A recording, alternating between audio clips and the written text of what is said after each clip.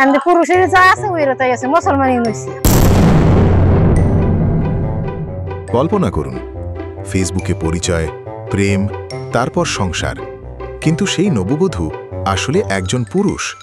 এই গল্পটা সিনেমা নয়, এটা ঘটেছে সত্যিকারের বাংলাদেশে, রাজবাড়ির গোয়ালন্দে। চলুন রহস্যের পর্দা উন্মোচন করি।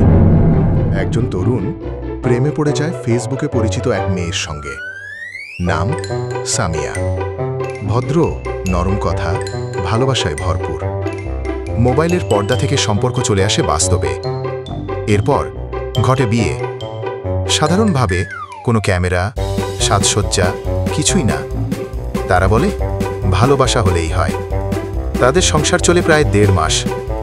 একসাথে থাকা, খাওয়া, গল্প। হঠাৎ করে পরিবারের সন্দেহ শুরু হয়।